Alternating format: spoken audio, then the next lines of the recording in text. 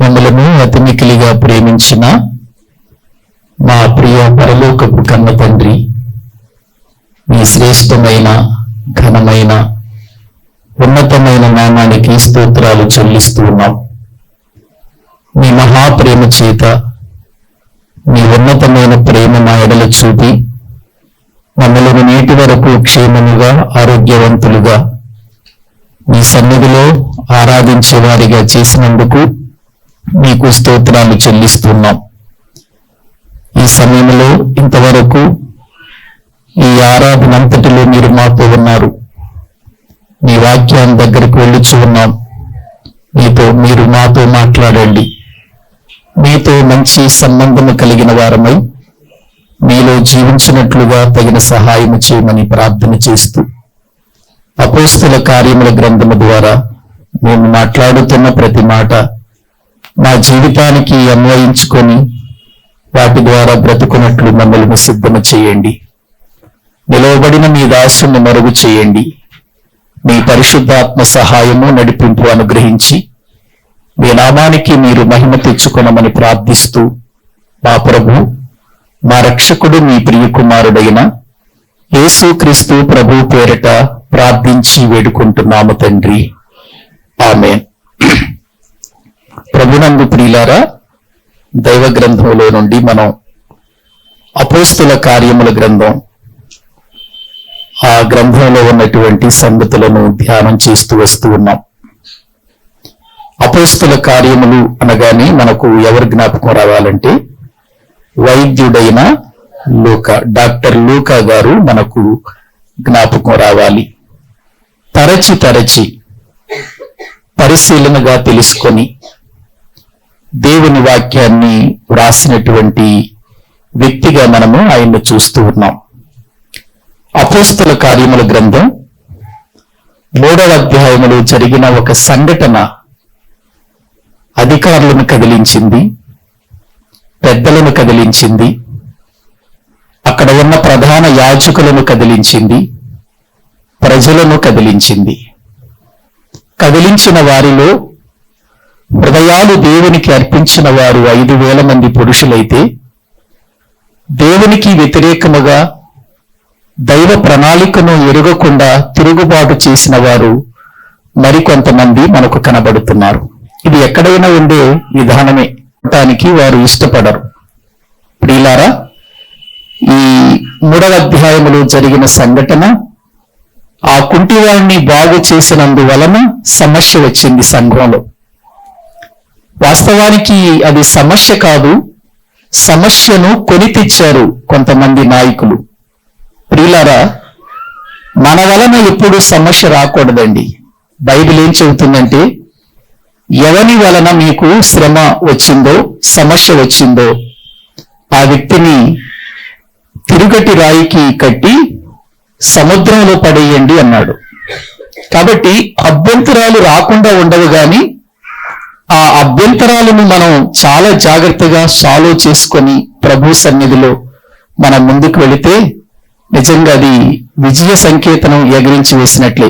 సంఘంలో దేవుని పిల్లలంగా మనం ఒక కార్యం దేవుడు జరిగిస్తున్నప్పుడు ప్రోత్సహించి దేవునితో బంధము కలిగిన వారమై ఆనందించాలే తప్ప దేవుడు చేస్తున్న కార్యానికి ఎప్పుడు మనం ఆటంకంగా మారకూడదు. అది చాలా ప్రమాదకరమైన విషయం. బైబిల్ గ్రంథంలో ఇంకా ఇది కొనసాగుతూనే ఉంది వారి మధ్యలో. ఏది? కుంటివాడిని పేతురు, యోహానులు బాగు చేయటం, వాడు స్వస్థపడిన తర్వాత వాడు ఎలా స్వస్థపరచబడ్డాడు అని వాళ్ళు అడగటం, ఇదిగో యేసు నామమునే వాడు స్వస్థపరచబడ్డాడు అని వీళ్ళు బోధించటం, అక్కడ అనేకులు మారటం, ఇవన్నీ జరుగుతూ ఉన్నాయి.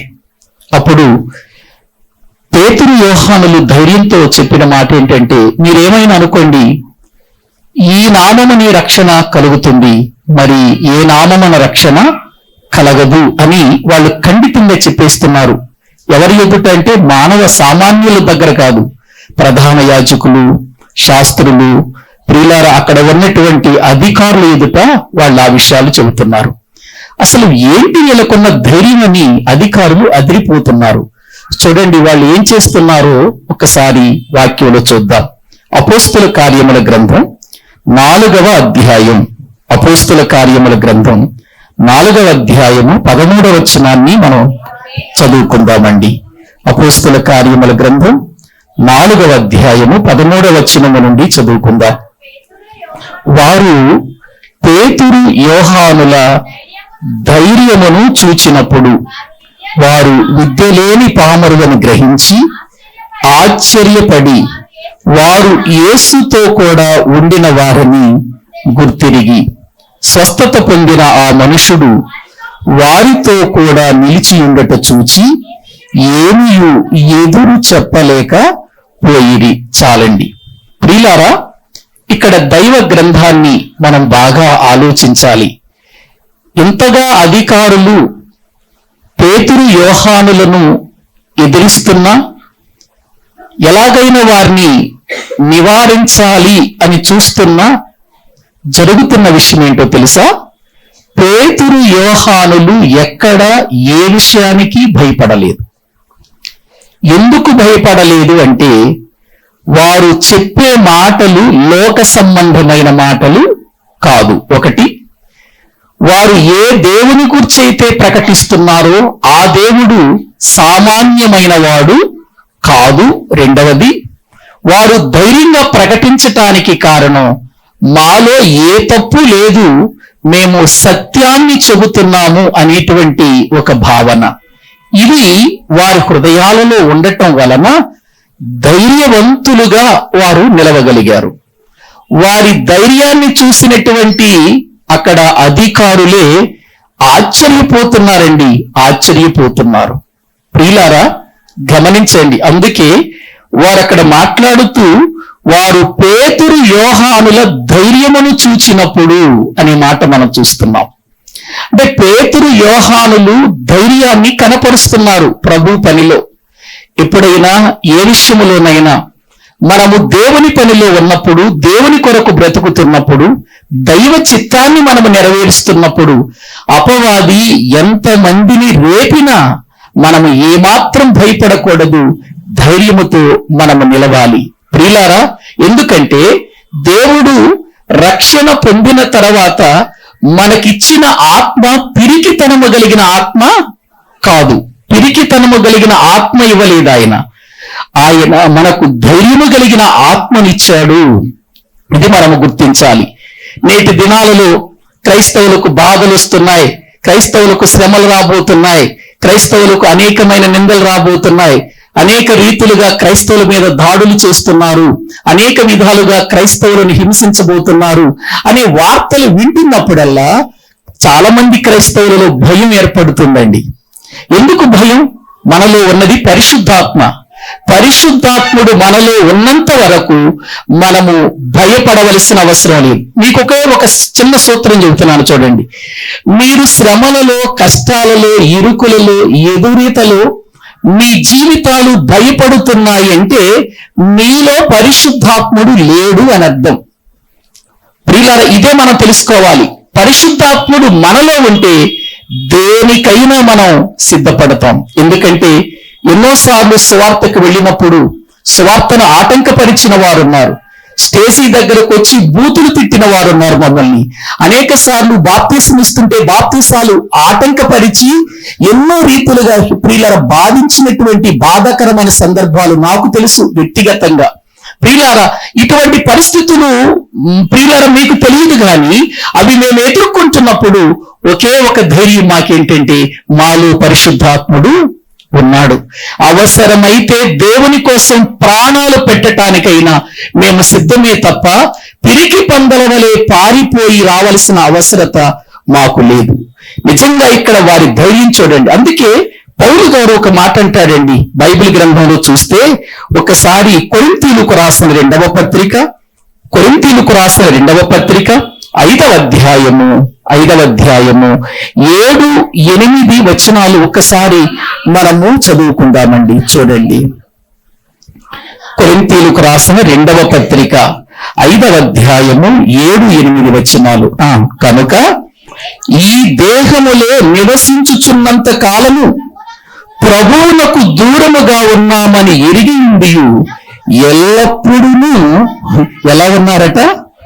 ధైర్యం. దేవుడు మాకు దూరంగా ఉన్నాడు, దూరంగా ఉన్నప్పటికీ కూడా మేము ఈ దేహములో నివసించినంత వరకు ఎలా ఉన్నాము?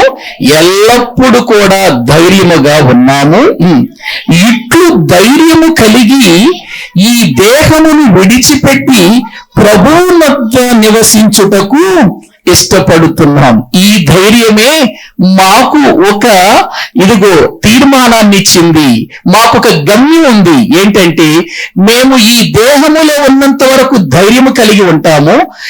ఇట్టి ధైర్యము కలిగినటువంటి మేము ఈ దేహమును విడిచిపెట్టి ఎక్కడ నివాసం చేయాలనుకుంటున్నారు? వాళ్ళు దేవుని యొద్ద, దేవునితో నివాసము చేయాలి అని అనుకుంటున్నారు. ప్రియులారా, సేవా విషయంలో, క్రైస్తవ జీవితంలో ఎప్పుడు కూడా మనము భయపడకూడదండి.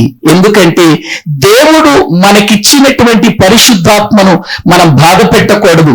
అవసరమైతే ప్రభు కోసం దెబ్బలు తినవచ్చు, అవసరమైతే ప్రభు కోసం అవమానాలు పడవచ్చు, ప్రభు కోసం నిందలు పడవచ్చు, ప్రభు కోసం నెట్టివేయబడవచ్చు, ప్రభు కోసం వెలివేయబడవచ్చు, ప్రభు కోసం ప్రియులారా మనము ప్రాణాలు కూడా కోల్పోవచ్చు. అయినా కూడా మన ధైర్యం ఏం కాకూడదు? చెదరకూడదు. మనలో ఉన్న ధైర్యము పోకూడదు. ప్రియులారా, భక్తులు, మన ముందున్నటువంటి భక్తులు ఎంత ధైర్యంగా చచ్చిపోయారో తెలుసా? ప్రభు కోసం ఎంత ధైర్యంగా వాళ్ళు దేవుని వాక్యం నిమిత్తమై చనిపోయారో తెలుసా? ఒక్కసారి మనము ఇవన్నీ పరిశీలన చేయాలి. మరొక మాట నేను మీకు చూపిస్తాను, చూడండి. ఎఫెసీయులకు రాసిన పత్రిక 3వ అధ్యాయము 12వ వచనం చదవండి. పౌలు గారు అక్కడ మాట్లాడుతూ ఏమంటున్నాడో ఒకసారి మనము చూద్దాం ప్రియులారా. ఎఫెసీయులకు రాసినటువంటి పత్రిక 3వ అధ్యాయము 12వ వచనాన్ని మనం చదువుకుందాం. ఎఫెసీయులకు రాసిన పత్రిక 3వ అధ్యాయం 12. ఆయన యందలి విశ్వాసము చేత ధైర్యమును నిర్భయమైన ప్రవేశమును ఆయనను బట్టి మనకు కలిగి ఉన్నది అన్నాడు. ఏమండి, మనకు ఉన్న ధైర్యం ఏంటి? మనము దేని చేత ధైర్యపరచబడాలి? విశ్వాసము చేత అన్నాడు. చూడండి అక్కడ. ఏమండి, మనము నమ్మిన దేవుడు ప్రియుల సామాన్యమైన వాడు కాదు. మనము నమ్మిన దేవుడు శక్తిమంతుడు. మనము నమ్మిన దేవుడు సర్వలోక సృష్టికర్త. మనము నమ్మిన దేవుడు ఈ విశ్వాన్ని చేసినటువంటి మహానీయుడు. ఆయన అంత గొప్ప దేవుడు మన అండ ఉంటే మనం ఎందుకు భయపడాలి చెప్పండి? ఆయనకు తెలియకుండా ఈ భూమి మీద ఒక నలుసు కూడా పని చేయదు ప్రియులారా. మరి అటువంటప్పుడు మనము చావాలన్నా, మనము బ్రతకాలన్నా, మన జీవితాల మీద ఎవరికి అధికారం ఉంది చెప్పండి? దేవునికే అధికారం ఉంది. ఒకవేళ మనము చావాలని దేవుడు నిర్ణయిస్తే నువ్వు ఎన్ని ప్లాన్లు వేసుకుని తప్పించుకోవాలనుకున్నా తప్పించుకోలేం మనం. దేవుడు ఇదిగో నువ్వు ఇలా చనిపోవాలనుంది అని దేవుడు నిర్ణయిస్తే అలాగే చనిపోతాం మనం. దాన్ని తప్పించుకోవాలని మనం ఎన్ని ప్రయత్నాలు చేసినా అది మన వల్ల కాదు ప్రియుల. లేదు, ఒకవేళ మనము చావకూడదు, నిలవాలి, లోకమందు మీరు ఇంకా పని జరిగించాలి అని అనుకున్నప్పుడు 10,000 మంది దండెత్తొచ్చినా మనం భయపడాల్సిన అవసరం లేదు కదండి. ఒక్కసారి ఆలోచించండి. నీ కుడి ప్రక్కన చదవండి ఒకసారి. దేవుని మాటలు మనము చూడగలిగితే, కీర్తనల గ్రంథం, దేవుడిస్తున్న అభయం మనము ఎందుకు భయపడాలి? తప్పు చేస్తున్నామని భయపడాలా, లేక అన్యాయం చేస్తున్నామని భయపడాలా? దేనికి భయపడాలి చెప్పండి? 91వ కీర్తన బైబిల్ గ్రంథంలో మనము చూస్తే 7వ వచనం చదవండి. 7వ వచనం. నీ ప్రక్కను 1000 మంది పడినను, నీ కుడి ప్రక్కను 10,000 మంది కూలేను, అపాయము నీ యొద్దకు రాదు. అపాయము రాకుండా చెయ్యాలి నా కుమారునికి అన్నప్పుడు ఎంతమంది దండెత్తి వస్తే ఏంటి చెప్పండి? అందుకే అంటున్నాడు ఇక్కడ మోషే గారు రాస్తూ ఏమంటున్నాడంటే, నీ ప్రక్కన 1000 మంది, నీ కుడి ప్రక్కన 10,000 మంది కూలినను అపాయము మాత్రం నీ దగ్గరకు రాదు. కారణమేంటి? నీకండగా నేనున్నా, నీ పక్షాన నేనున్నా అని దేవుడు సెలవిస్తున్న ఆ అభయమైన మాటలన్నీ చదువుకుంటుంటే ప్రియులారా ఎంతగా ధైర్యం కలుగుతుందో, ఎంత ధైర్యం కలుగుతుందో. మరొక మాట చూస్తారా? తెస్సలోనికలకు రాసిన మొదటి పత్రిక 2వ అధ్యాయము ప్రియులారా 2వ వచనం చదవండి. తెస్సలోనికులకు రాసిన మొదటి పత్రిక బైబిల్ గ్రంథములో 2వ అధ్యాయము 2వ వచనాన్ని మనం చదువుకుందాం. మీరు ఎరిగినట్టే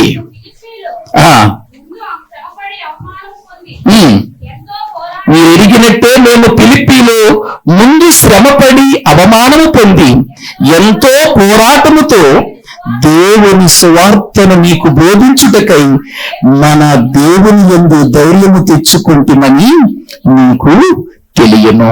ఏవండి, శ్రమలున్నాయి, శ్రమలు పొందుతున్నారు, అవమానం పొందుతున్నారు. పిలుపులో వారికి ఎంతో నష్టం జరిగింది, పిలుపులో వారికి ఎంతో అవమానం జరిగింది. అయినప్పటికీ దేవుని సువార్తను బోధించుటకు ఏం తెచ్చుకుంటున్నారట? దేవుని యందు ధైర్యము తెచ్చుకుంటున్నారు. ధైర్యం. ప్రియులారా, ఒక్కసారి మనము ఆలోచించాలి. ప్రియులారా, ఈ ధైర్యం మనకి ఎవరిని పెట్టండి? ఈ ధైర్యం మనకేమన్నా బలగం ఉందా? మనకేమన్నా సైన్యం ఉందా? మనకేమైనా యుద్ధాయుధాలు ఉన్నాయా? మనకేమైనా అండబలం ఉందా? మన కండబలం ఏమైనా ఉందా? లేకపోతే మన చుట్టూ ఏమైనా ప్రియులారా బౌన్సర్లు ఏమైనా ఉన్నారా? లేరే. ప్రియులారా, గమనించండి. అయినా ఎవరిని బట్టి మనం ధైర్యంగా ఉండాలి భూమి మీద? దేవుణ్ణి బట్టి.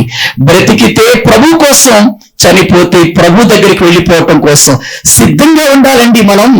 అది దేవుడు మనకిచ్చిన భాగ్యం, అది దేవుడు మనకిచ్చిన ధన్యత. ఆ ధన్యత అందరికీ దొరకదు. దేవునిలో మరణించటం, దేవుని కోసం ప్రాణాలు అర్పించటం అనేది అందరికీ దక్కుతుంది అనుకుంటున్నారా? అది అందరికీ దక్కదండి. ప్రియులారా, నిజంగా అది కోరుకుంటే వచ్చేది కాదండి, అది దైవ ప్రణాళికలో జరిగేది అని మనము గుర్తించవలసిన వారమై ఉంటున్నాం. చూడండి, పేతురు, యోహానులు అధికారుల ముందు ఎంత ధైర్యంగా ఉన్నారు. వాళ్ళకి ఏం బలం ఉంది? అండబలం ఉందా? ఏమండి, వాళ్ళకి ఏమైనా కండబలం ఉందా? పేతురు, యోహానులు ఎవరండి? వాళ్ళు చేపలు పట్టుకునేవారు, జాలర్లు. వాళ్ళు జాలర్లను దేవుడు రండి, నేను మిమ్మల్ని మనుషులు పట్టు జాలర్లుగా చేస్తానని పిలుచుకున్నాడు. పిలుచుకున్న వారికి దేవుని వాక్యాన్ని చెబుతూ, దేవుని మాటలు చెబుతూ, వారి మీద పరిశుద్ధాత్మను ప్రియులారా ఆయన ఉంచి వెళ్ళండి అని పంపించాడు. ఆ పరిశుద్ధాత్మ ధైర్యముతో వాళ్ళు అంతగా బోధిస్తున్నారు. అధికారానికి భయపడలేదు ప్రియులారా, సైన్యాలకు భయపడలేదు, యాజకులకు, ప్రధాన యాజకులకు భయపడలేదు, తిరుగుబాటు చేసి ఎదిరిస్తూ వారి మీద ఎన్నో కుట్రలు పన్నుతున్న వారికి భయపడలేదు. వారు ధైర్యంగా నిలిచారు అనంటే అది పరిశుద్ధాత్మని యొక్క కార్యం. కాబట్టి మనం ఏదైనా పని జరిగిస్తున్నప్పుడు అది దేవుని పని అయితే మనము ఎవ్వరికి భయపడాల్సిన అవసరం లేదు. దేవుని పని దేవుడు జరిగించుకుంటాడు గనక మనము ధైర్యంగా మనం ప్రభువులో నిలవాలండి, ధైర్యంగా నిలవాలి. అది మన జీవితానికి ఒక అద్భుతమైనటువంటి పరిస్థితిలో ప్రియులర ఉండాలి. హెబ్రీయులకు రాసిన పత్రికలు 10వ అధ్యాయం 20వ వచనం చదవండి. హెబ్రీయులకు రాసినటువంటి పత్రిక దేవుని వాక్యాన్ని మనము చూడగలిగితే 10వ అధ్యాయము 20వ వచనాన్ని చదువుకుందాం. సహోదరులారా, యేసు మనకు ప్రతిష్ఠించిన మార్గమున అనగా నూతనమైనదియు జీవము కలదియు ఆయన శరీరము వలన అను తెర ద్వారా ఏర్పరచబడినైన మార్గమున ఆయన రక్తము వలన పరిశుద్ధ స్థలమందు ప్రవేశించుటకు మనకు ధైర్యము కలిగి ఉన్నది కనుకను దేవుని ఇంటి పైన మనకు ఒక గొప్ప యాజకుడున్నాడు కనుకను మనస్సాక్షికి కల్మషము తోచకుండునట్లు ప్రోక్షింపబడిన హృదయము గలవారమును నిర్మలమైన ఉదకముతో స్నానము చేసిన శరీరములు గలవారమయ్యుండి విశ్వాస విషయములో సంపూర్ణ నిశ్చయత కలిగి యథార్థమైన హృదయంతో మన దేవుని సన్నిధానమునకు చేరుదుము. పైన వ్రాయబడిన మాట పరిశుద్ధ స్థలమందు ప్రవేశించుటకు మనకు ధైర్యము కలిగి ఉన్నది అని అన్నాడు. మరొక వచనం 35వ వచనం చదవండి. 35వ వచనం. కాబట్టి మీ ధైర్యమును విడిచిపెట్టకుడి, దానికి ప్రతిఫలముగా గొప్ప బహుమానం. కాబట్టి మీరు ధైర్యము విడిచిపెట్టకండి. శ్రమలు వచ్చినప్పుడు, దుఃఖము కలిగినప్పుడు, వేదనలు వెంటాడినప్పుడు, అవమానము కలిగినప్పుడు, దేవుని కోసం మిమ్మల్ని నిందిస్తున్నప్పుడు, దేవుని నిమిత్తమై మిమ్మల్ని బాధ పెడుతున్నప్పుడు మీరు ధైర్యమును ఏం చేయొద్దన్నాడు? విడవకండి. ఆ ధైర్యము కలిగి మీరు బ్రతికితే మీకేముందంటున్నాడు? బహుమానం. ఏవండి, చాలా సార్లు విచారకరమైన విషయం ఏంటంటే, శ్రమలు వచ్చినప్పుడు, బాధలు వచ్చినప్పుడు కొంతమంది సేవకులను ప్రియులారా గమనిస్తున్నప్పుడు వారు ప్రభువులో నుండి తొలగిపోయిన వారు ఎంతో మంది ఉన్నారు. ప్రభువుని విడిచిపెట్టి వెళ్లిపోయిన వారు ఎంతో మంది ఉన్నారు. ప్రియులారా, సంఘాలను విడిచిపెట్టి వెళ్లిపోయిన వారు కొంతమంది నాకు తెలుసు. చివరికి ప్రియులారా, ఒక వ్యక్తి అయితే తనకు అప్పులున్నాయని చెప్పేసి దేవుని మందిరాన్ని, సంఘాన్ని అమ్మేసి ప్రియులారా అతడు అప్పులు తీర్చుకొని ఈరోజు బికారిగా తిరుగుతున్నాడు. ప్రియులారా, ఏవండి, ప్రభువులోనికి వస్తున్నామన్నప్పుడే మనకి ఈ శ్రమలు జ్ఞాపకం రావాలి. ప్రభు దగ్గరకు వస్తున్నప్పుడు, ప్రభు దగ్గరకు వచ్చినప్పుడు అది పూలబాట కాదు, ముళ్ళ బాటని మనం తెలుసుకోవాలి. ఒక్కొక్క ముళ్ళు ఒక్కొక్క ఆశీర్వాదాన్ని ఇస్తుంది మనకు. ఒక్కొక్క శ్రమ ఒక్కొక్క బహుమానం కలిగిస్తుంది ప్రియులారా. కాబట్టి సంతోషంగా శ్రమను మనం స్వీకరించాలి. దావీదంటాడు, నాకు శ్రమ వచ్చుట మీలాయను అని అంటాడు. శ్రమ వచ్చుట ఎందుకు మేలు? ఏవండి, శ్రమ వచ్చుట, లోకమేమో శ్రమ రావద్దంటుంది, క్రైస్తవునికి ఏమో శ్రమ కావాలంటుంది. ఎందుకో తెలుసా? ఈ శ్రమలే మనకేంటి చెప్పండి? ఆ శ్రమలో మనము ధైర్యంగా నిలిచినప్పుడు బహుమానం పొందుతాం. శ్రమ దినమున మనము ప్రియులారా బలహీన పడిపోతే, శ్రమ దినమున మనం కృంగిపోతే మనము చేతగాని వారమైపోతాం. పేతురు, యోహానులు వారి ధైర్యాన్ని చూశారండి. వాళ్ళ అధికారులు చూచి, విద్య లేని పామరులకు ఇంత ధైర్యం ఎక్కడి నుండి వచ్చింది అని వాళ్ళు ఏం చేస్తున్నారండి? ఆశ్చర్యపోతున్నారు. విద్య లేని పామరులు అంటే చదువు లేని వాళ్ళు అనుకోకండి మీరు. విద్య లేని పామరులు అంటే చదువు లేని వాళ్ళని కాదు, సామాన్యమైన జీవితం జీవిస్తున్న వారని అర్థం. ఒకవేళ వాళ్ళు విద్య లేని వాళ్ళైతే పత్రికలు ఎలా రాస్తారు? యోహాను గారు ప్రియులారా ఎన్ని పత్రికలు రాశాడు? 3 పత్రికలు రాశాడా? ప్రకటన గ్రంథం రాశాడా? యోహాను సువార్త రాశాడా? గమనించండి, పేతురు గారు 3 పత్రికలు రాశాడు. ప్రియులారా, వీళ్ళు చదువు లేని వాళ్ళు కాదు, విద్య లేని పామరులు అంటే చదువు లేని వాళ్ళని కాదు అక్కడ అర్థం, సామాన్యమైనటువంటి జీవితాన్ని జీవిస్తున్నవారు. అందుకే అక్కడ విద్య లేని పామరులు అనే దగ్గర పుట్టినట్లు ఏముంది? సామాన్యులు అని ఉంది. కాబట్టి విద్య లేని పామరులు కాదు, వాళ్ళు సామాన్యమైన జీవితాన్ని జీవించిన వాళ్ళు, ధర్మశాస్త్రానికి సంబంధించినటువంటి విద్య లేని వాళ్ళు, ధర్మశాస్త్రానికి సంబంధించిన విద్య నేర్చుకోలేదు వీళ్ళు. ప్రభు పాదాల దగ్గర కూర్చొని నేర్చుకున్నారు వీళ్ళు.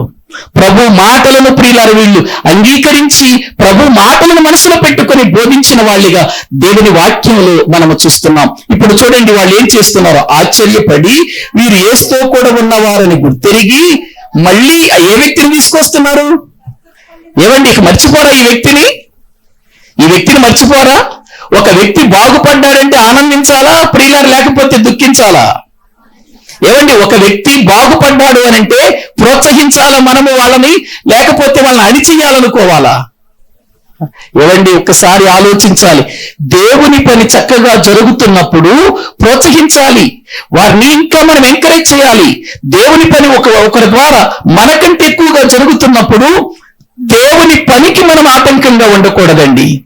ప్రియులారా, ఒక వ్యక్తి బాగుపడితే అతని గూర్చి ఎంత చర్చ జరగాలండి అక్కడ. ఎక్కడ 3వ అధ్యాయం 1వ వచనములో ప్రియులారా చూస్తున్నటువంటి ఆ సందర్భం, 1వ వచనం చూస్తున్న సందర్భం ఎలా లాగుతున్నారో చూడండి. వీళ్ళు మాట్లాడిందే మాట్లాడుతున్నారు.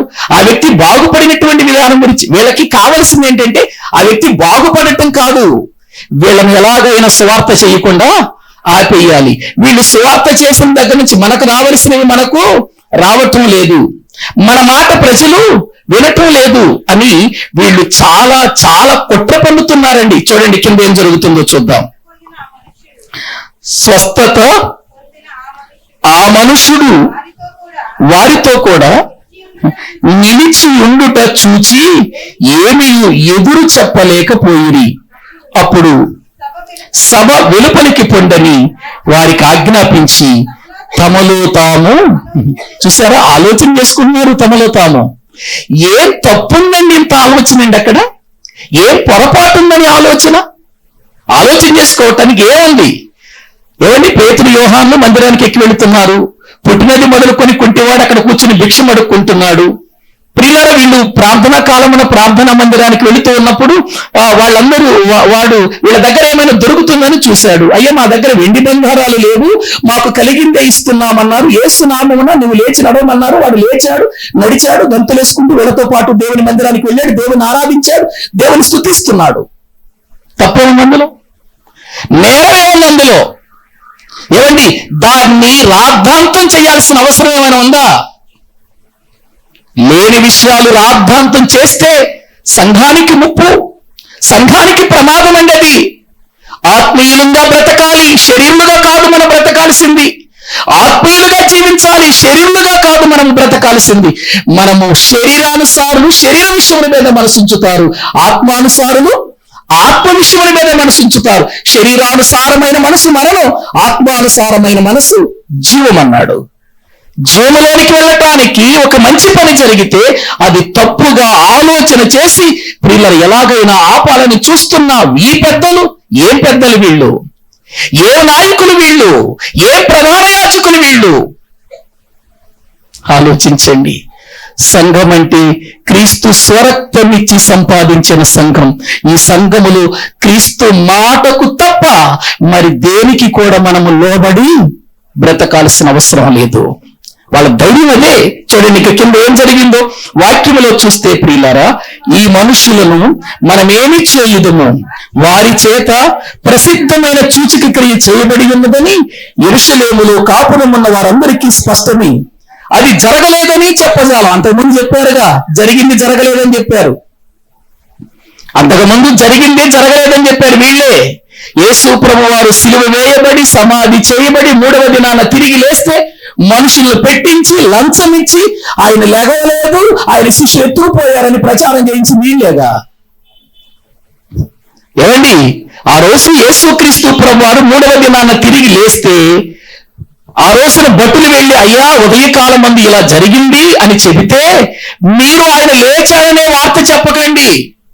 ఆయన శిష్యులు వచ్చి ఆయన శవమును ఎత్తుకొని పోయి ఆయన తిరిగి లేచాడని ప్రచారం చేయండి.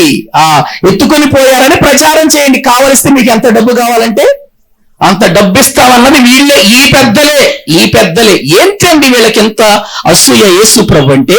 ఎందుకండి యేసు ప్రభు అంటే వీళ్ళకి ఎంత కక్ష? ఏం చేశాడు ఆయన? మానవులు రక్షించటానికి వచ్చి మానవుల పాపముల కొరకై సిలువలో బలైపోయి ఆఖరి బొట్టు వరకు రక్తము కార్చి వారిని రక్షించటానికి ఆయన తన జీవితాన్ని అప్పగిస్తే ప్రియులారా, ఆయన్ని ఎంతో కొనియాడవలసిన వారు, స్తుతించవలసిన వారు, ఆయన నమ్మి విశ్వాసం ఉంచవలసిన వారు ఆయన మీద కుట్రలు చేస్తున్నారు. ఆనాడు చేశారు కుట్రలు, మళ్ళీ ఇప్పుడు కూడా కుట్రలు చేస్తున్నారు ఆయన దాసుల మీద. ఇక జీవితాంతం వీళ్ళ పని ఇదేనా?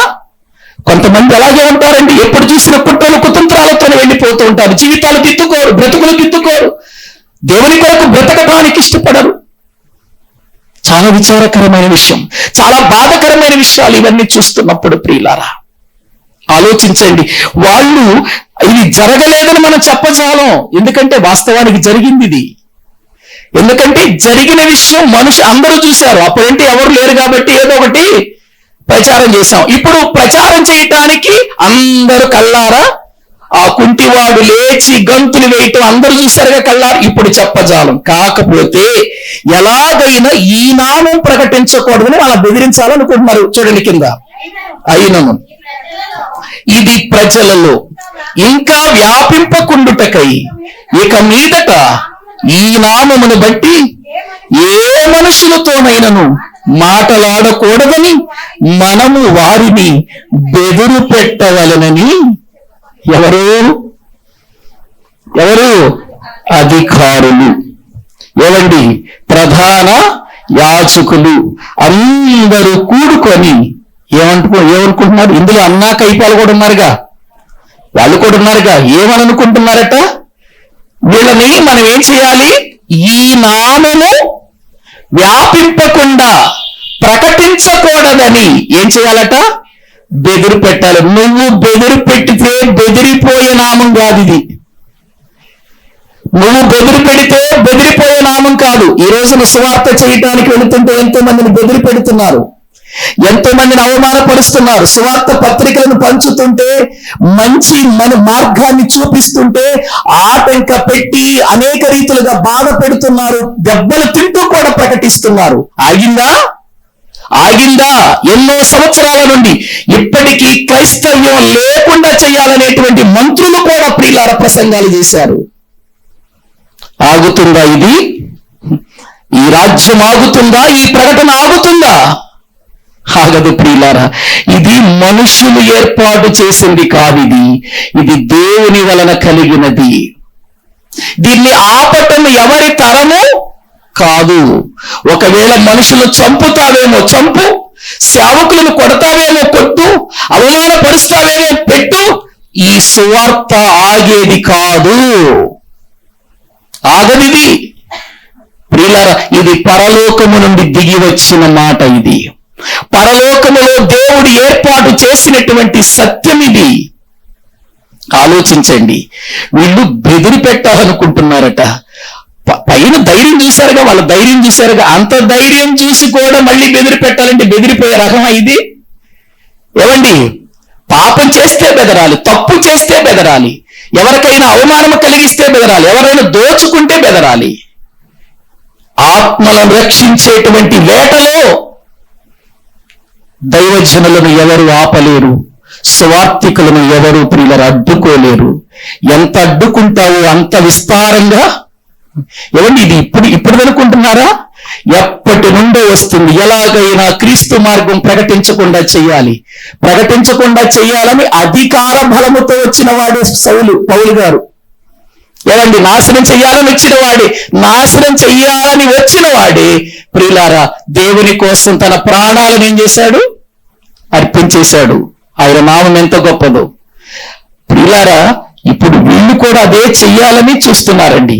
ఇప్పుడు బెదిరి పెట్టవాలని ఏం చేశారంటే వీళ్ళు పిలిపించి 18వ వచనం, అప్పుడు వారిని పిలిపించి, మీరు యేసు నామమును బట్టి, ఇదండి వాళ్ళ కుట్ర, ఇదండి వాళ్ళ మనసులో ఉన్న బాధ. యేసు నామం ప్రకటించబడుతుంది, ప్రజలందరూ యేసు వైపుకు తిరుగుతున్నారు, ప్రజలందరూ రక్షణ పొందుతున్నారు, ప్రజలేమో మన వైపు నుంచి అటు వెళ్ళిపోతున్నారు, సమాజ మందిరాల్లో కనబడకుండా యేసు ప్రభు మాటల దగ్గర కనబడుతున్నారు. మనకు రావలసిన లాభం రావట్లా, మనకు రావలసిన దశంభాగాలు రావట్లా, మనకు రావలసిన కానుకలు రావట్లేదు, అన్నీ లాక్కెళ్ళిపోతున్నారు అని వీళ్ళ బాధ. అందుకని ఏం చేశారంటే వీళ్ళు, మీరు యేసు నామమును గూర్చి ఎంత మాత్రము బోధింపకూడదని ఆజ్ఞాపించారట. వీళ్ళ ఆజ్ఞంతా ఆజ్ఞాపిస్తే ఆగిపోద్దా? ఆజ్ఞాపిస్తే ఒక మనుషుడు ఆజ్ఞాపిస్తే ఆగిపోయే శక్తిహీనమైనది అనుకున్నారా యేసునామం? ప్రపంచమంతా ఏకమైన, ఒకే మాట చెబుతున్నాను, ప్రపంచమంతా ఏకమైన క్రీస్తు 2వ రాకడ వరకు దీనిని ఆపగలిగిన శక్తి, ఆపగలిగినటువంటి బలగం ప్రపంచ చరిత్రలో ఎవ్వరికి లేదు. ఎవరి వల్ల కాదు. ప్రియులారా ఆలోచించండి. చూడండి, బోధింపకూడదని ఆజ్ఞాపిస్తే వాళ్ళేమంటున్నారు? పేతురు, యోహాన్లు వారిని చూచి, దేవుని మాట వినుట కంటే మీ మాట వినుట దేవుని దృష్టికి న్యాయమా? మీరే చెప్పుడి. మేము కన్న వాటిని విన్న వాటిని చెప్పక ఉండలేము. చెప్పొద్దయ్యని వాళ్ళంటుంటే చెప్పకుండా ఉండలేమని వీళ్ళు అంటున్నారు. బెదిరేశారా? బెదిరి నిలిచిందా? వాళ్ళేమో చెప్పొద్దంటున్నారు. అనేవాళ్ళెవరు సామాన్యులు కాదు, అధికారులు అంటున్నారు. ఇది చెప్పకూడదని వాళ్ళు అంటున్నారు, చెప్పకుండా ఉండలేమని వీళ్ళు అంటున్నారు. ప్రియులారా చదవండి, మేము కన్న వాటిని విన్న వాటిని చెప్పక ఉండలేమని వారికి ఉత్తరం ఇచ్చిరి. ప్రజలందరూ జరిగిన దానిని గూర్చి, ఇది మరీ విచిత్రం, జరుగుతున్న విషయాలన్నీ చూసి ప్రజలందరూ దేవుణ్ణి ఏం చేస్తున్నారు? అధికారులకే వచ్చింది తంట. ప్రజలు బాగానే ఉన్నారు, ప్రజలు చక్కగా మార్పు చెందుతున్నారు, సత్యాన్ని తెలుసుకుంటున్నారు, నిత్య జీవం ఏంటో తెలుసుకుంటున్నారు. కానీ ప్రియులారా జరుగుతున్న విషయం చూడండి. వీళ్ళు ప్రజలందరూ దేవుని భయపరుచుండ్రు గనుక సభ వారు ప్రజలకు భయపడి వీరిని శిక్షించు విధమేమియు కనుగొనలేక వీరిని గట్టిగా బెదిరించి విడుదల చేసిరి. స్వస్థపరుచుటాను ఆ సూచిక క్రియ ఎవని విషయంలో చేయబడినో వాడు 40 ఏండ్ల కంటే ఎక్కువ. చూసారా ప్రియులారా, దేవుని సేవకులు అంటే భయపడేవాడు కాదు. సేవకు వచ్చేటప్పుడే సిద్ధపడొస్తాడు, చావుకైనా రెడీ అని. అందుకే ప్రియులారా, దేవుని పిల్లలుగా మనం రాబోతున్నాయి. రానివ్వండి, రావాలని దేవుడు ఆశ, దేవుడు కోరిక. చాలా మంది మాకు శ్రమలు రావద్దండి, మాకు బాధలు రావద్దండి, ఎవరు మమ్మల్ని హింసించొద్దండి, ఎవరు మమ్మల్ని ఎదురు బెదిరించకూడదండి, ఎవరు మాకు ఎదురు తిరగకూడదండి అనేటువంటి ఆలోచనలతో భయపడుతూ ఉంటారు, ప్రార్థన చేస్తూ ఉంటారు. నేనేమంటానంటే, మీ జీవితంలో శ్రమలు రాకూడదని ప్రార్థన చేసినా శ్రమలు వస్తాయని బైబిల్ చెప్పింది. ఎందుకంటే ప్రతి క్రైస్తవుడు శ్రమలలో గుండానే పరలోకానికి వెళ్ళాలి. ప్రతి క్రైస్తవుడు పరలోకంకి వెళ్ళాలంటే శ్రమల గుండానే వెళ్ళాలి. నీ వారి ద్వారానే శ్రమలు వస్తాయి, సంఘంలో ఉన్న ద్వారానే శ్రమలు వస్తాయి, సంఘంలో ఉన్న మనుషుల ద్వారానే వస్తాయి, పెద్దల ద్వారానే కొన్నిసార్లు శ్రమలు వస్తాయి, విశ్వాసుల ద్వారానే శ్రమలు వస్తాయి. ప్రియులారా, ఏ విధంగా వచ్చినా మనము దేవుని వాక్యాన్ని ప్రకటించటంలో, ఆత్మలు రక్షించటంలో, ఇదిగో పలానా ఆయన ఇలా అన్నాడు, పలానా ఇలా ఉంది, పలానా వ్యక్తి ఇలా అన్నాడని మనం ఆగిపోయామంటే మనము చేతగాని వాళ్ళమా లేకపోతే బలవంతులమా? శ్రమ దినమున కృంగిపోతే నీవు చేతగాని వాడు అవుతావు. దేవుడు ఒకసారి నీకు ఒక ఖడ్గం ఇచ్చాడు, వాక్యం అనే ఖడ్గం ఇచ్చాడు. ఈ వాక్యం అనే ఖడ్గం పట్టుకున్న తర్వాత బాధ అయినా శ్రమ అయినా వెనక్కి తిరగకూడదు, అంతే వెళ్ళిపోవాలి. ఒకనాడు ప్రియులారా, మహా అలెగ్జాండర్ అనేటువంటి ఒక గ్రీకు వీరుడు అంటాం కదా ఆ వ్యక్తిని, ప్రపంచాన్ని జయించి వచ్చినవాడు.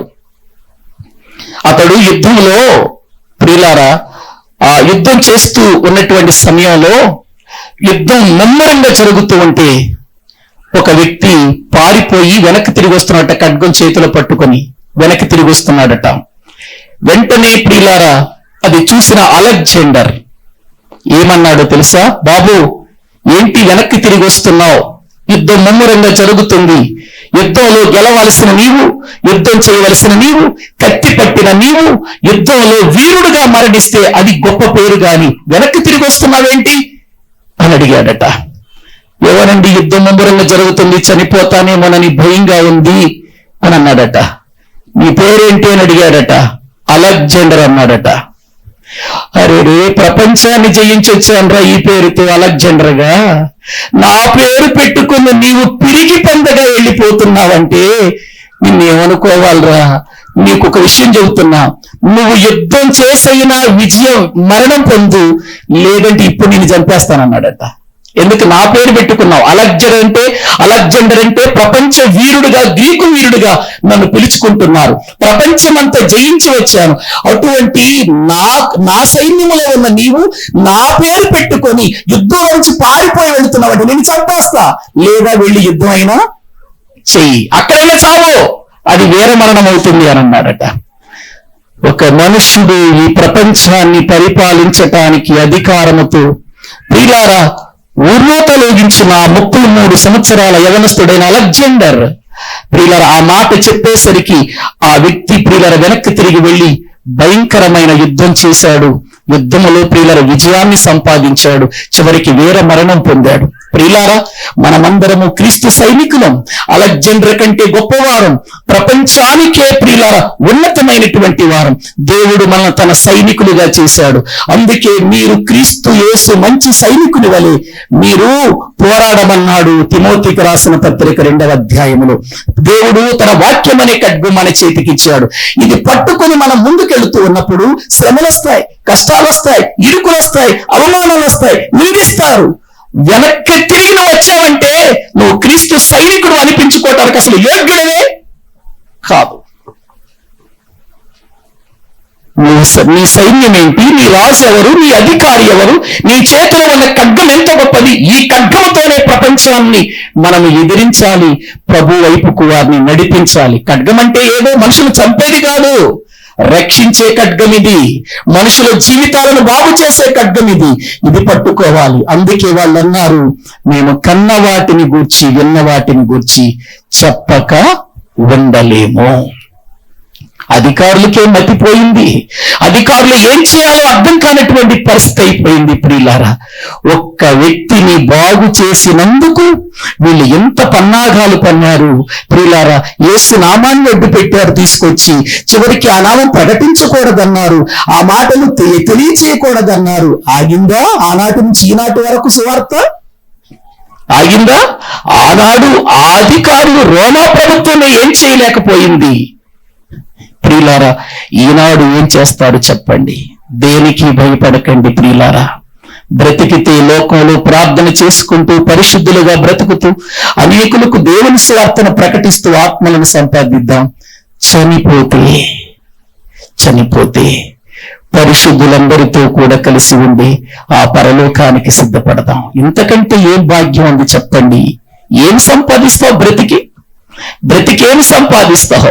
ఏమండి, ప్రభు వాక్యము నిమిత్తము చనిపోయిన వాళ్ళంతా దేవునికి మొరపెడుతూ ప్రకటన గ్రంథం 6వ అధ్యాయంలో ఏమని కేకలిస్తున్నారో చూడండి. వాళ్ళు ప్రభు దగ్గర వాళ్ళంతా ఎవరో చూద్దాము రండి. ప్రకటన గ్రంథము 6వ అధ్యాయము, ప్రకటన గ్రంథము 6వ అధ్యాయము దేవుని వాక్యములో 9వ వచనము నుండి చదువుకుందాం.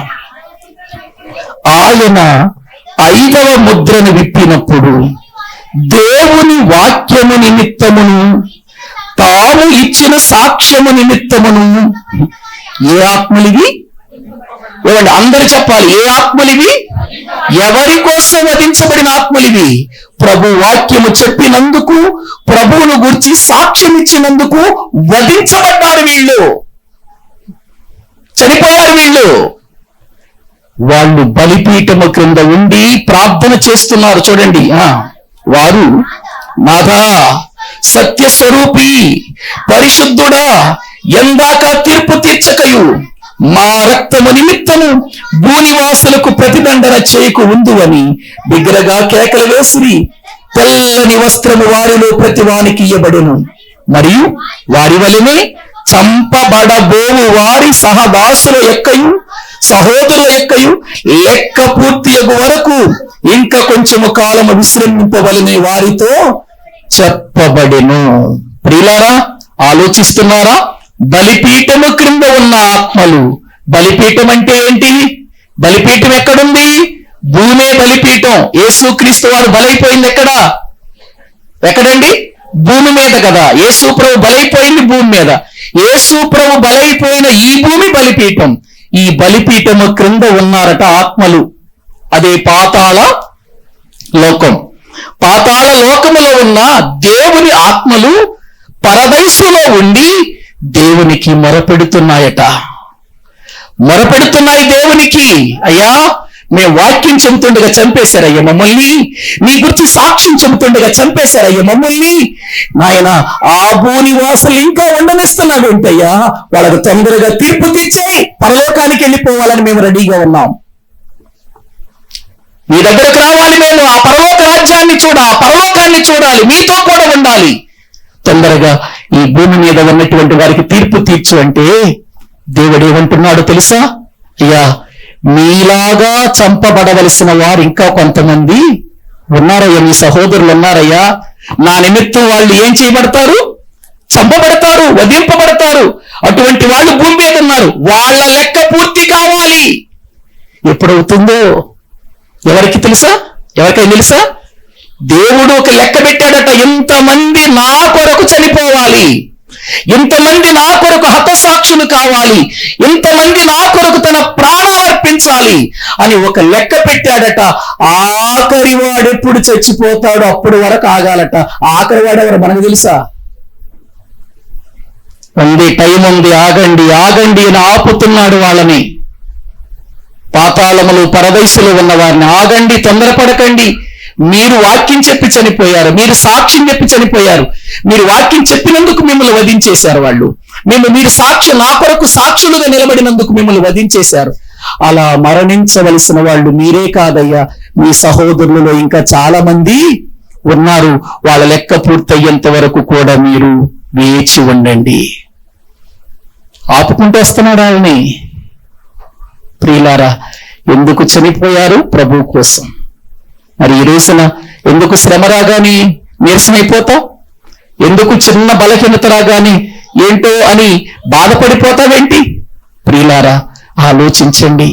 ఇదిగో ఆనాడు పేతురు, యోహానులు అదే బలంతో ఉన్నారు, అదే ప్రియులార పరిస్థితిలో ఉన్నారు, అదే ధైర్యంతో ఉన్నారు. ఆగిపోయారు. వీళ్ళు ఆగిపోమనగానే ఆగిపోయారా? మేము చెప్పక ఉండలేము అన్న వీళ్ళు ఎలాగూ చెప్పుకుంటూ దేవుని కొరకు హతసాక్షులుగా మారారు చూడబోతున్నాం. తలలు వంచండి, ప్రార్థన చేసుకుందాం. తలలు వంచండి, ప్రార్థన చేసుకుందాం. ప్రియ సహోదరుడా, ప్రియ సహోదరి, ప్రభు బలలో పాలు పంపులు పొందుతున్న మనం సామాన్యులం కాదు. చిన్న చిన్న విషయాలలో దేవునికి అవమానపరిచి వెనక్కి తిరగొద్దు. దేవుడు నిన్ను ధైర్యపరుస్తున్నాడు. దేవుని పని విషయంలో అడుగులు ముందుకు వేసేవారిని ప్రోత్సహించు. కక్షలు కార్పణ్యాలతో కాదు దేవుని పని జరగాల్సింది. ప్రేమతో జరగాలి, దైవ చిత్తానుసారముగా జరగాలి, వాక్య విధానములో జరగాలి. దేవుని పనికి నువ్వు నేను ఆటంకంగా అడ్డుబండగా ఉండొద్దు. ఆనాడు అధికారులు, ప్రధాన యాజకులు, ప్రియులారా, వాళ్ళందరూ శాస్త్రులు ఏకమైపోయి దేవుని పనిని ఆపటానికి ప్రయత్నం చేశారు, గాని అది ఆగేది కాదు, అది సాగిపోయేది. ఇది నాన్న దేవుని మాటలు వింటున్న ప్రియ సహోదరుడా, ప్రియ సహోదరి, ప్రభు శరీరము, ప్రభు రక్తము ఎందుకు తిని త్రాగుచున్నామంటే మనందరము ఏకభావముతో ఉండాలని, మనందరము ఏక మనసుతో పని చేయాలని, మనందరము ధైర్యముతో ఎక్కడ కూడా ఆగిపోకుండా అడుగులు ముందుకు వేయాలని, విశ్వాసముతో బలవంతులము కావాలని, పరిశుద్ధాత్మ ఇచ్చిన ధైర్యముతో మనం అడుగులు ముందుకు వేయాలని దేవుడు ఆశపడుతున్నాడు. వెనుకబడిపోతున్నావా? వెనుకంజ వేస్తున్నావా? నీకిచ్చిన చేతికిచ్చిన ఖడ్గాన్ని చేత పట్టుకుని కూడా వెనక్కి వెళ్ళిపోతున్నావా? నిజంగా మనము దేవుని కొరకు అవసరమైతే మరణించాలి తప్ప దేవునిలోనికి అడుగు పెట్టిన తర్వాత మళ్ళీ వెనక్కి తిరిగిపోకూడదు. ఆత్మల రక్షణలో, ఆత్మల వేటలో, ఆత్మల కోసమై ప్రయాసపడుతున్నప్పుడు ప్రియులారా, మనము కార్చే కన్నీరు వ్యర్థం కాదు, మనం పడే ప్రయాస వ్యర్థం కాదు. మనము దేవుని వాక్యాన్ని ఇతరులకు అందించటంలో చేసే పని అది వ్యర్థం కాదు, అది దేవుని పని, అది దేవుని పని. ధైర్యముగా మనం అడుగులు ముందుకు వేయాలి. ఈ క్రీస్తు రాజ్యాన్ని కట్టవలసిన బాధ్యత సంఘానికే ఉంది. కాబట్టి మనందరము కలిసి చేయాల్సిన పని. అందుకే ఇవన్నీ మనసులో పెట్టుకొని క్రీస్తు శరీరములో, క్రీస్తు రక్తములో మనం పాలు పంపులు పొందబోచున్నాం. ఆలోచించి మంచి నిర్ణయంతో ముందుకు వెళదాం. పరిశుద్ధుడు అయిన తండ్రి, ప్రేమ కలిగిన ప్రభువా, మీకు వందనాలు నాయన. ఈ మాటలు ఎంతో ఉన్నతమైనవయ్యా. బలహీనమైన మమ్మల్ని బలపరిచే మాటలయ్యా, ప్రోత్సహించే మాటలు నాయన. మనుషులు వెనకకు నెడతారేమో కానీ నీ మమ్మల్ని వెనకకు నెట్ట ఉన్నాయన. నీ ప్రేమ ఎంతో ఉన్నతమైనదయ్యా. ఎంతో ధైర్యము కలిగించి ఆత్మను మాలో పెట్టావయ్యా. ఆత్మను మేము దుఃఖ పెట్టేవారిగా ఉండొద్దు, బలహీన పరిచేవారిగా ఉండొద్దు. ఆత్మ మమ్మల్ని ఎలా నడిపిస్తుందో అలా అడుగులు ముందుకు వేయటానికి తగిన సహాయం చేయండి నాయన. ఈ కృపలో బలపరచండి. మా కొరకు నీ కుమారుడైన యేసుక్రీస్తుని శిలువలో బలి చేశారు. ఆ బలియాగము ద్వారా కార్చిన రక్తం, ఆ బలియాగము ద్వారా చీల్చబడిన శరీరం ఆయన ఎంత వేదన చెందిందో, ఎంత బాధ అనుభవించిందో, ఎంతగా ప్రభు ఆయన లోకములో శ్రమ అనుభవించిందో అవన్నీ మననం చేసుకుంటూ మా శ్రమలలో ప్రభు క్రీస్తు యొక్క శ్రమలను ప్రభు ఆయన తలపోల్చుకుంటూ, అయ్యా మా యొక్క జీవితాలలో ఆయన పొందిన వాటిలో మేము పొందినది అసలు కేవలం శూన్యమని మేము ఎదిగిన వారమై ధైర్యముగా అడుగులు ముందుకు వేయటానికి సహాయం చేయండి. నీ పరిశుద్ధాత్మ శక్తితో మమ్మల్ని నడిపించండి నాయన. ఒక్కసారి మండిన ఈ మంట ఆగిపోవద్దయ్యా. మా ప్రాణం పోయేంత వరకు ఈ మంట మండుతూనే వెళ్ళాలయ్యా. అటువంటి గొప్ప మంటతో మమ్మల్ని మండించి ముందుకు తీసుకుని వెళ్ళండి. అతడు మండుచు ప్రకాశించు దీపమై ఉన్నాడని యోహాను గురించి చెప్పినట్లుగా అదే విధానములో శ్రమలైనా, ఇరుకులైనా, ఇబ్బందులైనా, అవమానాలైనా, ఎన్ని పరిస్థితులు వచ్చినా నీ పనిలో ముందుకు వెళ్ళినట్లుగా మమ్మల్ని చేయండి అయ్యా. వారు చెప్పొద్దని అధికారులు అన్నారు, మేము చెప్పక ఉండలేమని నీ దాసులు అన్నారయ్యా. అటువంటి మార్గములో మేము నడిచి ధైర్యముతో నీ పని చేయనట్లుగా నీకు మహిమ తెచ్చేవారిగా మమ్మల్ని సిద్ధపరచండి. ఈ దినమన ప్రభు శరీరము, ప్రభు రక్తము మాతో ఉండగా నాయన, ప్రభు శరీరమును తీసుకుంటున్న మేము, ప్రభు రక్తాన్ని తీసుకుంటున్న మేము తండ్రి, ఎక్కడ అయోగ్యముగా కాకుండా యోగ్యముగా ప్రభు నీ సన్నిధిలో ముందు కొనసాగునట్లు తగిన సహాయము చేయమని, మీ సన్నిధి మాతో కూడా ఉంచమని ప్రార్థన చేస్తూ, మా ప్రభు, మా రక్షకుడు, మీ ప్రియ కుమారుడైన యేసుక్రీస్తు నామములో ఈ స్తుతి ఆరాధన మాకు ఆయన మేము మీకు సమర్పించి వేడుకుంటున్నాము తండ్రి.